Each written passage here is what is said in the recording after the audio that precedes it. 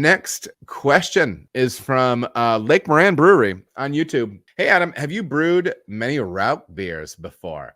I'd be interested to know your approach if so. I have. I love them. I am depending.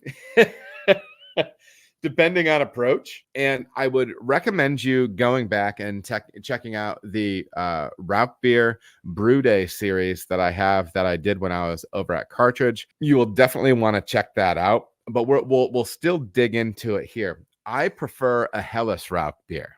I prefer like a golden colored Rauch beer rather than, darker beer, darker versions of that style, kind of basic build on it. So kind of what we're looking at overall with a beer like this is, it says SRM can be anywhere from 12 to 22, IBU 20 to 30, starting gravity 1050 to 1057, noble hops, lager yeast. Basically, it comes down to how much smoke you want in that beer, right? And there's a couple of different ways to attack that. So classic is Beechwood smoked malt from Weyermann. You could also get some oak smoked wheat malt from Weyermann as well, which is a different character. You can get cherry smoked malt. I've used that from Briess before.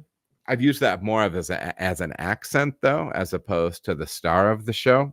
Rauch malt says you can use anywhere, from 0 to 100% in that in a beer. 100% for me is too much. That's kind of like Schlenkerla levels of smoke in your beer. I have an aversion to that. I'm not a big fan. If you want a firmly smoky beer, one that will be recognizably smoky for sure. I think if you get 50%, leaning primarily on your Beechwood smoked malt and maybe feathering in a little cherry smoked malt, maybe feathering in a little bit of the oak smoked wheat malt as well, but leaning primarily as your big base malt, and then folding in some Pilsner or maybe some Vienna behind it, right, to get you on the other side of, get you in the golden range a little bit.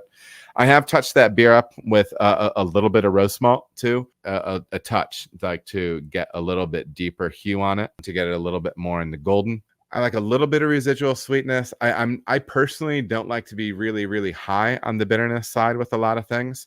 I would look to get a nice clean bittering hop in for a 60-minute boil with something low cohumulone, something like a Magnum or something like that, a high alpha hop for your 60-minute edition.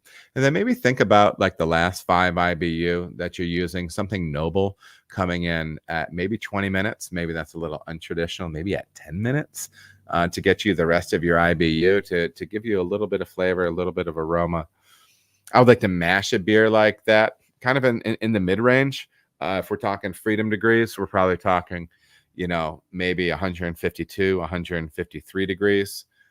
Somewhat balanced. I like those beers kind of in the mid 5% range. Maybe if you can finish them around 10, 12, 10, 13, that might be nice. I'm a sucker for the Augustiner strain, depending on different places. It's called Harvest at Imperial, which I've used a ton. I think you get a nice beer out of it, but that's kind of my take on that. I prefer the 33% range for total smoke in there.